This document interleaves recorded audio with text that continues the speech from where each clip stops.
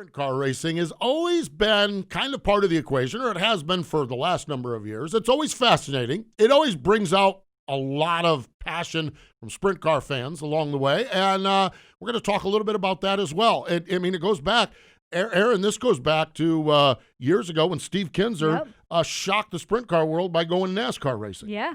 And then Jeff Swindell tried a little bit. Sammy tried a little bit of it. Yeah. And then they didn't have necessarily the success over on the NASCAR side that they wanted to. No, I don't think so. And you always wonder, is it because of all the dirt experience, or is it because the equipment they got into? Like, the factors are so large, you can never really know what happened or why it didn't go. But for whatever reason, it seems in history, guys coming from the USAC who have pavement experience end up with a little bit more success. Right. You go to Thursday Night Thunder. Yeah. Okay. Jeff Gordon. Tony Stewart. Ryan Newman. Kenny Irwin. Yeah, exactly. You have those guys, and they took it to a whole new level as far as the sprint car to NASCAR careers. Yeah. And then Tony Stewart probably might have been the first to another level where make all the money in NASCAR, spend it in sprint car racing, for we lack love of a better term. Yeah. And that's great. And now with Tony, Jeff Gordon has been involved in so many fronts of sprint car racing. Yeah. Jeff, in complete honesty, everyone's like, Jeff should own a team. Jeff should. Here's the problem. If Jeff and John Bickford decided to own a team, they would be two divorced men living in a garage somewhere in the Charlotte area because they have such a passion for it. They'd be living in a motorhome at the races. Yeah, exactly. Yeah, you're right. They would, and they've been like, we would just go. So we know us, John. Well, especially John Bickford. Whew. You give John a project, and you got 24/7. Yeah. And so John and Jeff decide to go sprint car racing. They're two divorced men. Yeah. Because they're in the motor coach driving around. But Jeff does so much with the sport and his passion for it. But then Ricky Stenhouse Jr. Yeah. Got his. He's great. He's going to join us later this week on our program presented by Sage Fruit. Kyle Larson, of course, now he's back running the sprint car world, and we've got all of that going on. And I set this all up today because a lot of young drivers are working their way up this path, and we're going to talk to one of those. Gio Celze is going to join. It's going to be fun talking to Gio Celze. It will be. Exactly. It'll be interesting because I read some of his quotes about his most recent race, and he talks about the frustration of trying to learn pavement. So it'll be neat to talk to him about it. Well, there's somebody else that has been through this before. There was a young lady racer that had success in sprint car racing by the name of Erin Crocker. Yeah. It is not an easy transition to do what you did, what Gio's trying to do, what Tony and those guys have done. Yeah, I mean, I can only speak from my personal experience, but when I first went to test one of Ray's cars, because I drove for Evernham Motorsports, I had never raced a late model. I had never raced anything on pavement other than quarter midgets. I had just raced wing sprint cars, and here we're going to go to Nashville and test. I'm like, all right, here we go. Like, that time I tested that car, I was as green as could be. Yeah. The aggressive, I can do anything confidence that a sprint car driver has to have sounds good with all the planning, and then you slide down in the car, and it's like, oh, what? I remember sitting in the car the first time being like, there's a windshield in here? Like, it was just such a foreign thing to be inside what felt like almost like a street car because you're in a stock car. I was like, there's a windshield. This is a weird feeling. Ray shared with Jeff Gordon the starter. Jeff's sitting there in the car, and Ray shared this on Dale Jr.'s download. Well, it wasn't just the starter. It was, hey. Yeah, come here. How do I shift? How do I shift? I do this. It's fascinating stuff. It really is. It's really cool. Oh, by the way, she's Erin Evernham. I'm Steve Post. This is Wing Nation, presented by Dryden, by DRF Racing Oil, and by Hercules Tires. And I can't wait to talk to Gio about all of this. And then in the sprint car side, he picks up the red with a nearing car. I mean, he's going to Knoxville in that 18 car. I mean, for the one and only. I can't wait to talk to Gio Celze about it. So it is going to be fun. It really, truly is. I'll tell you another one of our friends that had some fun. Okay. My buddy Jeff Wessel. All right. Now he got the legend. He broke the Legends car out up in Wisconsin at Beaver Dam. Okay. And his old buddy Nelson Stewart showed up. Oh, boy. Two of those two. You want to talk about two old boys having a good time in the pit area. Running Legends cars at Beaver Dam. Jeff had something, I think it was an electrical glitch. He was running up toward the front of the field, had an electrical glitch, but he's already got it repaired and ready to go now. He's all on fire. And I say that about my buddy Jeff Wessel because he is with Hefner Racing Products. Now, a year ago, they hooked us up for one of the greatest experiences of Erin's life. our mule ride and out at Knoxville. And I drove, she rode. It was spectacular. It was fantastic. Still have some neck injuries I'm recovering from. Well, there's that. Okay, but it's minor details here. Now you're getting off the reservation. That's not in the script over here.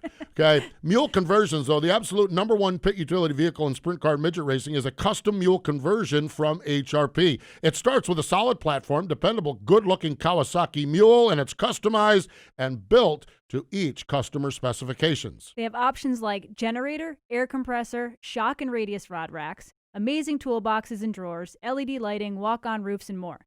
HRP mule conversions perform, outlast, and maintain their value better than any other utility vehicle. HRP Mules, raising the standard again in pit utility vehicles. Yes, indeed. They're our friends. Also, we have a lot of friends in Pennsylvania, and sometimes our friends get into little spats with each other, and that's been the case up there with my friend Danny Dietrich and my friend Freddie Raymer, and, well, they kind of had some fun again at the fabulous Lincoln Speedway. Here's Chet Christner with the call. It was on Flow Racing this past Saturday night. And now for the Dryden death-defying move of the week, where one driver simply amazes us with their on-track moves. And here comes a run around the outside. A little ripper off the top shelf and hot on the heels. Down into turn number 1 and 2. Dietrich down the inside. Raymer around the outside. There's a lane there. They'll come together. Sparks fly. And Danny Dietrich wheelies it up into the number 1 spot. That death-defying move was brought to you by Dryden Diesel All Def, the official def of the World of Outlaws and wheelmen everywhere. Visit Dryden.com for more information.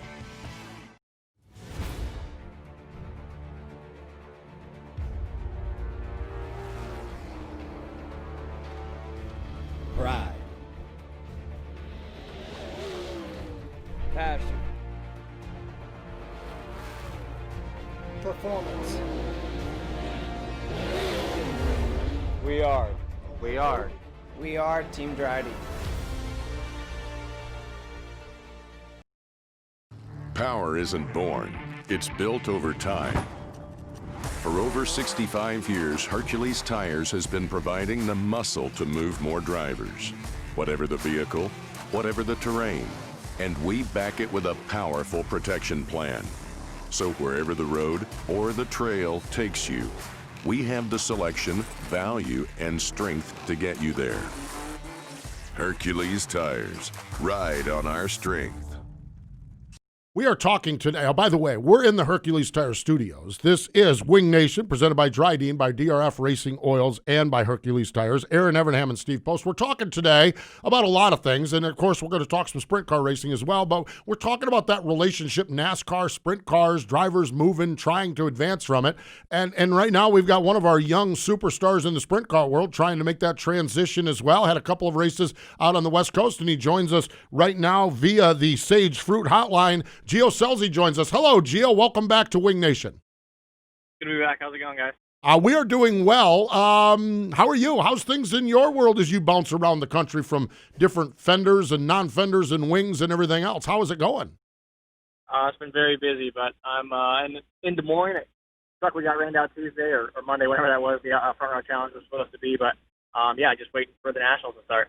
No doubt, no doubt. Gio, I want to start this conversation talking a little bit about where you're going with NASCAR. Okay, let's talk about that. You had a couple races in the Upper West Coast, top 4 finishes in both of them. I guess just off big picture, how is that going? And honestly, it's been the hardest thing I've ever had to do. I mean, it's just it's been frustrating.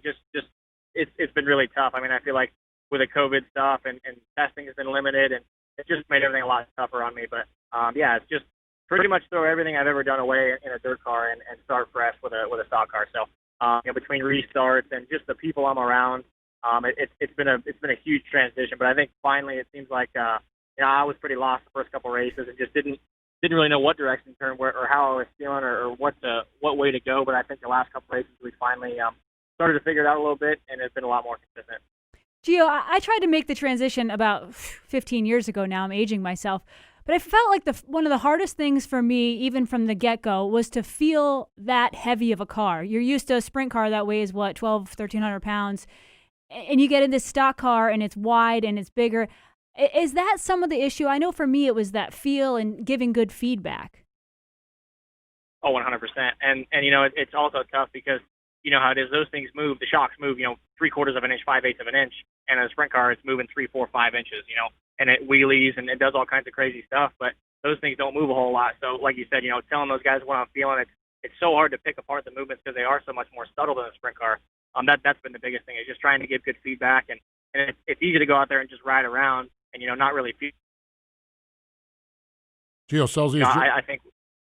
I'm sorry, we had a breakage in the phone call. Yep, there we go. Continue. Sorry, we had the phone line drop out for a second, but we've got you. Continue on. Sorry about that.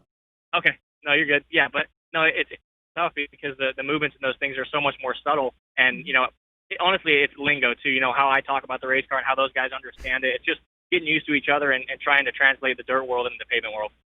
Gio, one of the things in talking with drivers making that transition from sprint car to the big heavy stock cars, in stock car racing, one of the key elements is you communicating and telling the crew what to do to the car to get that car to handle. In sprint car world, it seems like the driver has much more control. If it doesn't work on the bottom, just go to the cushion or find that line in the middle. Have you found that to be a challenge as well? In that there may be a little less you can do behind the wheel of the race car to fix it.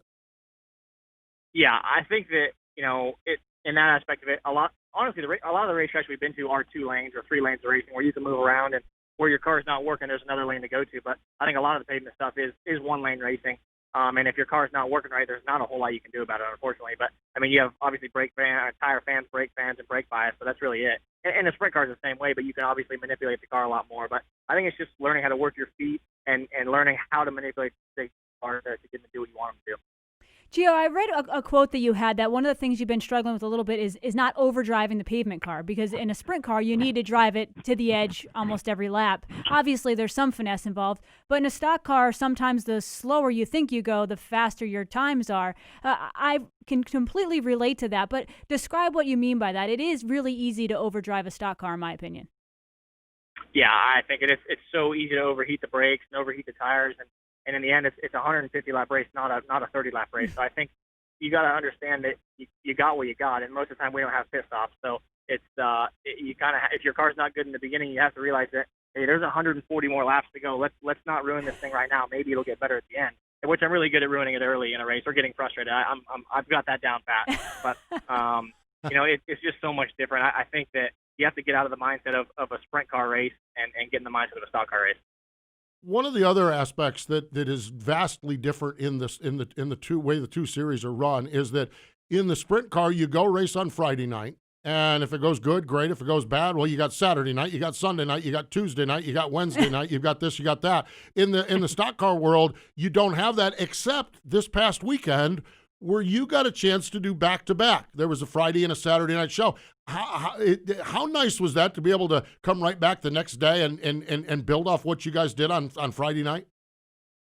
Yeah, it was huge. Obviously, most of the time we have testing, and sprint cars race all the time, but we test a lot more, obviously, in stock car racing. But, testing's been limited, and everything's really been limited, track time and the racing. The schedules during the race there are super condensed. I think we only get a 45-minute session, which is our practice and qualifying. So, back-to-back nights like that where you can try to translate, and it's tough enough going from a sprint car to a stock car, but when you can get those back-to-back nights, which, like you said, are really rare in stock car racing, to try to, stay in the groove and try to give better feedback and try and explain what you're feeling better.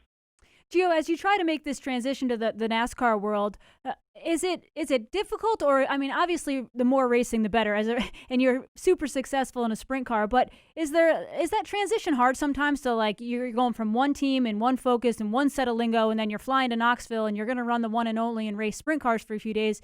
And a whole other team, whole other set of lingo, and different habits. Is that difficult, or is it kind of nice to try to do both? Yeah, it is very difficult. Obviously, this year I've had a lot of changes, between teams and series and, everything really. But I think, obviously, going back to a sprint car and that's what I'm comfortable in now, and it's almost like going back home and everything kind of feels normal again. But going back in the groove of racing a stock car, it all has kind of got normal. This time he didn't come back. We lost him once earlier. And he joined us back in, but this time we've lost him for good. So we'll see if we can dial back up. You got me? Okay, yeah, we got you now. Yep, continue on. Sorry about that. Sorry about that. I'm driving down the road. No, you're good. But yeah, I think sprint cars are obviously what I'm comfortable in. And, like I was saying, I got in the stock car the first couple times, and it's like, all right, which way's reverse? How do I do this? Do I need a backup, or how do I, what is there? What do these switches mean? And it's just been a lot different. But like I said, a sprint car is definitely what I'm most comfortable in. I am sure. And the good news is that you not only are aboard a sprint car, but you're aboard one of the top sprint cars in the country. That number 18 car. And oh, by the way, we're going to Knoxville for $50,000. This deal that you've been able to put together with that 18 team, how did it come together? And you got to be happy you're in that car. Yeah, it's definitely one of the top teams in sprint car racing, and it all came together. And it was this year has been through a lot of changes from stock cars, sprint cars to moving teams, and just trying to get comfortable.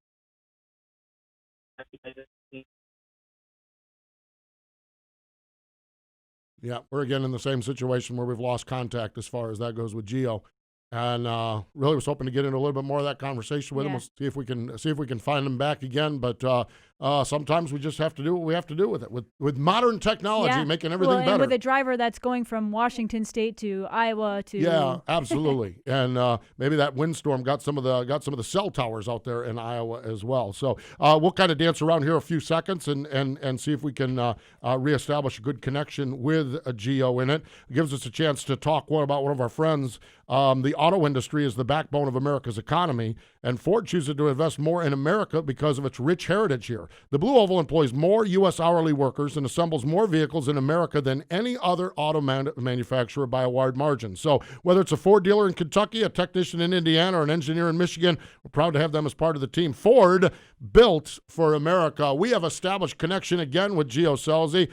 The 18 car, boy, that's a pretty fast hot rod you've got yourself associated with there, Gio.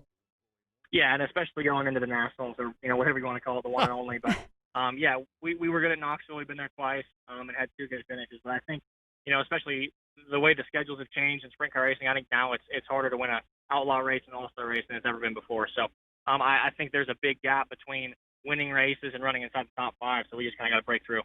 The KCP car you mentioned, obviously we know it's great equipment. They've been on the Outlaw Tour for years, but they've also raced a lot at Knoxville. What is it? And you've driven a lot of great cars, so you have you do have some comparison. But that car, their notebook for Knoxville, has got to be make you feel even more confident. Yeah, I mean Tyler's been on the podium multiple times at the Nationals, and he's got a lot of time there. And Adam, who works on the car, they're two really good guys, and we really have all the tools we need to be successful. It's just kind of up to us to make it happen. And like you said, I've been comfortable at Knoxville over the last 2 years, and I feel like I've improved a lot. So I think it's a good combination going into Nationals. Yeah, no doubt about it. So we're talking with Gio Celze here on the program. You mentioned Tyler, okay? Tyler Swank, okay? What's that like? I mean, yeah, we just I mentioned his name, we start laughing, okay? What is that like working with Tyler? We've known each other for probably 3 or 4 years now, and we've been on the, almost worked together on a couple deals. I think he came the year after I got fired from Ross, so we were going to work together there, and that didn't work out. And it just, nothing ever came together where we could work together. And then when him and Matt called me, I was like, all right, maybe this could be something that could work out when they were getting rid of Ian. But I think you just say Swank, and everybody kind of knows who he is, and like you said, they laugh. So. He's a lot of fun to run up and down the road with. And we're becoming more friends as we spend more time together. That's great. Gio, we can't talk to you on mentioning Tyler Swank, talking about sense of humor. We got to talk about your dad and your brother, because you guys all just keep us very entertained, whether it's on social media or what. But, I mean, the taco truck your brother had going on at Knoxville. Yeah. Just talk about what it's like for you this week, getting to race with your brother, being in Knoxville. Yeah, it's not the Nationals, but it's still a pretty special place. No, I think it's awesome because, like, last night or whatever night that was at Oskaloosa, I was sitting in the pit stands, and when Dominic slid Brownie, the entire stand I was in was on their feet yelling and screaming, and then whenever Brownie drives back by, I was like, dang it, But I think that there's not a person in the stands that doesn't love Dominic. I think that's what's so awesome. They're all his biggest fan, and now especially with Twitter and how much more popular it's gotten, everybody cheers for Dominic. Yeah, what did I see? Well, Brownie was busy hanging onto the trophy and holding on to the third place finisher. Dominic snuggled right up with the trophy girl there. Sounds and of course, guess who commented? Terry. Yeah, Terry. Yeah, exactly. And by the way, Terry McCarl commented on it. I think that was a peak performance, cool move of the night there by your brother. Yeah, he almost slid him for the win, but he slid him for the trophy girl. Speaking, okay, what is the speeding ticket count for your dad? What's the speeding ticket count for your dad? Oh, he got out of this one. So we're leaving. I think we're leaving Knoxville, and this was the other day. Dominic tweeted it when we run I ran the ARCA race and then came and ran the sprint car race, and we're leaving. My dad's on the phone talking, and as he gets talking, the pedal gets pushed harder to the floor, and he's doing those speed traps. When it goes from 65 to 55, so he's rolling 65. Like, only car on the road, lights come on behind him. He's like, "Are you kidding me?" So he actually, Dominic and him talked his way out of this one. Instead of getting 7 speeding tickets the same day. Now, what is that? How does that go when your dad and your brother try to talk themselves out of a speeding ticket? I'd love to be a fly on the wall for that. Yeah, I think whenever you get pulled over and you realize how the guy acts, you know whether you're going to get a ticket or not. And if they can make the guy laugh, most of the time they're going to be okay. Well, if anybody can accomplish that, it's your dad and your brother. That is for sure. Oh my gosh! Yeah, I love it. I'm gonna miss that. And it looks like Dominic's got his car rolling pretty good too. Yeah, they changed cars. Obviously, they struggled a bit with Jimmy in the beginning, but I think it just takes time to get better together. And I think they're finally kind of running better and figuring each other out more. Doing a better job and figuring what the race car wants and getting the motors to run. I think it's hard when you hire somebody new, coming into an operation that they're not familiar with the cars and the motors and the wings and the people too, how everything works. So I think it seems like they've started to run a lot better. Houston kind of seemed like it was a breakthrough for them, almost winning there. And then, running better, obviously, the last couple weekends. So I think they're definitely going to do a good job here at Nationals. Seems like it. That is for sure. Final question for you. And Jeremy Elliott did a really good job with Sprint Car Unlimited on this piece. Back to the 18 car. You find yourself in a little bit of a different situation there in that a lot of the other deals you had to be hands-on with the race car. What's it like just showing up with the helmet in hand and being a hired driver? What's that been like? You probably do it more in NASCAR, but what's that been like on the sprint car side? Yeah, I think, obviously with Bernie, it was a kind of a unique deal. Him running his business and then me working on the race cars, which I love working on race cars. Obviously, I think, with Tyler and Adam, there's only 2 guys on the team, so I am a little bit hands-on, just helping the guys around the shop, but they pretty much have it sorted out without me. So I think I can kind of, focus on watching the racetrack more and working on myself physically, going to the gym and focus on driving, because in the end, that's really kind of how you go to the next level is being a hired driver. So I think it's a bit of a different environment, but like you said, the NASCAR thing's that way, so I'm kind of getting used to it. I guess. Well, we're going to have fun watching you. Erin and I are in mourning because we're watching from afar, the one and only. And then I've had fun watching you in the ARCA races as well. It's been really cool, and I think there might be 1 or 2 down the road where we might end up with MRN, might have some coverage, so maybe get a chance to see you in person do that. But fascinating story, fun story, and we appreciate you taking some time today and sharing where you're at with all of that. Wish you the best this weekend, and who knows, maybe we'll talk to you real soon after another big win. For sure. Thank you, guys. There we go. Gio Celze joining us here on the program. So, and all of that is the NASCAR, the sprint car stuff from the son of an NHRA champion. I think that's kind of weird too. Yeah. Yeah. Exactly. And the other thing, talking with Gio, and I think our listeners who might not know would never guess his age. No, I know. The fact he is 18 years old. 18 years he is old. So mature. Yeah. So well spoken. Yeah, like his father is significantly older and far less mature. Okay, like his brother is an older brother and less mature. Yes, yeah, exactly. And they would be happy to claim that. Although, who was it? Was it when we were at Jackson? It was it Trey Starks and him? Oh, when they got on the stage. And at Knoxville, I think both times. Both times. Yeah. I think the difference is I think Dominic embraces it a little bit more on social media, and maybe Gio doesn't. Gio actually kind of maybe has filters. He's a Celze with. Well, a Celze with filters? No, that's not even possible. I mean, it seems to be the case. Yeah, because when those two got snickering and cut up, you knew there was some shenanigans that had happened between the two of them. But I can't find anything on it. Yeah. Okay, now maybe that's where we need to get our hound dogs working on that to find out if Gio is how much Celze he really has in him. Yeah, we'll call up Dominic. Yeah. We know he'll tell us. Well, Dominic will tell us everything. Dominic will put it out there on social media. Let's meet at the taco truck and do a podcast on it. So, no, wonderful, wonderful. I go back with Dominic and Gio, and of course Gary.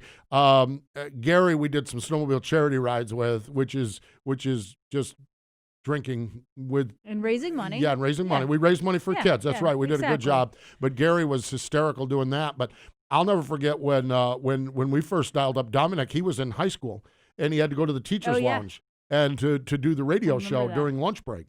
He had to go to the teacher's lounge and do it. And he told us all along, he said, man, I love sprint cars. My brother, you're going to have to watch him. He is intense. He is a great racer. He wants to go to NASCAR. And Dominic's angle here is that hopefully he makes all the money in the world in NASCAR, so he starts a sprint car team, and maybe he'll hire his brother to drive it. So that's Dominic's angle on the whole thing. Not a bad angle. Not a bad angle. No, it's not. No, it is not. So great stuff. Hey, we need to step away. More Wing Nation coming up in just a moment.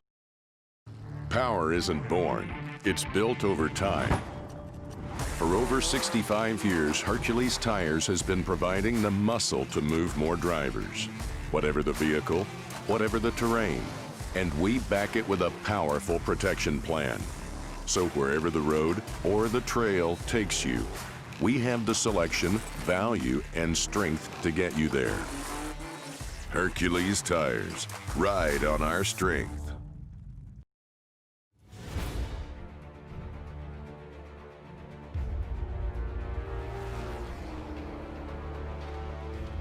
Pride.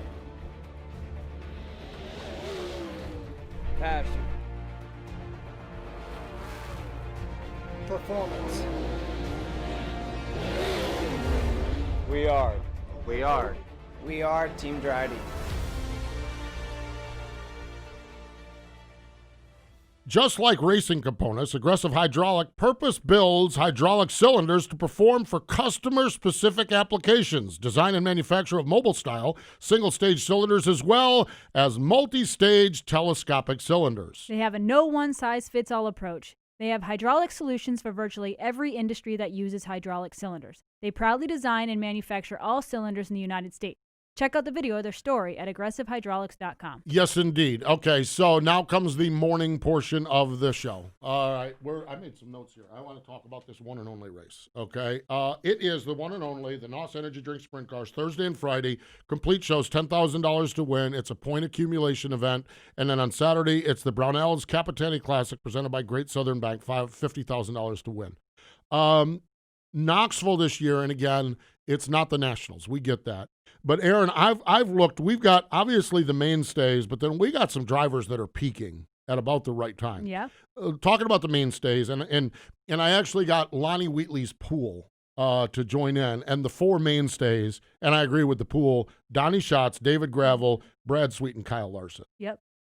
You're gonna, if someone else is gonna win it, they're gonna take it off from 1, 2, 3, or 4 of those guys.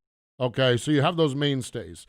I think the guys that have really shown well consistently at Knoxville over the last couple of years, Logan Schuchart has been just a dynamo. Oh, yeah. He's been strong.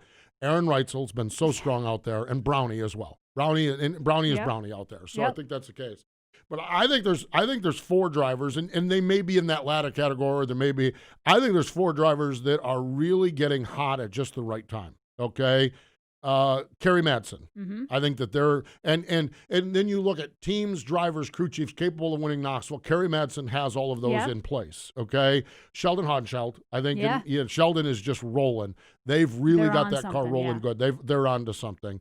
Rico Abreu has just been so good, especially at Knoxville. He has been really good there over the last month.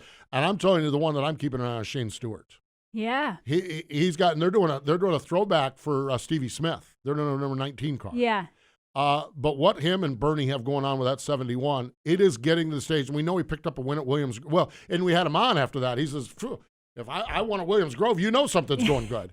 But now you can't go to a race without that 71 being at the front. Peevely, he was strong. Yes, absolutely. And we know Shane, he's a 5-time 360 winner at Knoxville, so that's a racetrack that he really knows how to get around. And when we talked to the late Jason Johnson, he said that week that Shane had given him a lot of tips. Shane had given him a lot of tips. And You're he right wouldn't about tell that. us what the tips were. No, he wouldn't. Exactly. So I just think this thing is going to be fascinating. Yeah.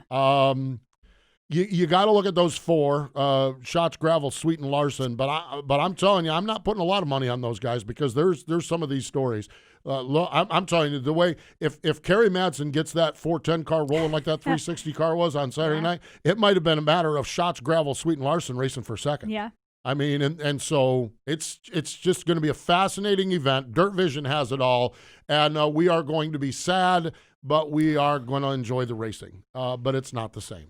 And so we're going to be more sad than enjoying the racing. I have that Time Hop app on my phone. So Oh, it goes gosh, back yes. like every year. And of course, this weekend, Yeah. every year for the last, 10 years, we've been in Knoxville. And it's Yeah. like, go to the next year. Oh, there we are eating the corn at the the cattleman stand. Cattleman stand. Yeah, there and we Ross are. Weiss has been there this week. He's been blocked. There we are at the kart track. There we are at the Dingus. And it's I know. like, oh. Mine started Saturday when our president, Chris Schwartz, sent a picture of the Hercules Tires stage empty. It was a pre-picture that they shot, Yeah. and he sent that out, and I'm like, oh, this is not good. It's not even This is nice, not really. No, it's not. No. And so we said all of this to tell you that on Monday, there will be many, many of you that Erin and I are begging friendship back on Facebook and social media because we're probably going to do a lot of blocking over this weekend. Now, those of you out there, enjoy it. It's 2020, and it's just frustrating as all get out.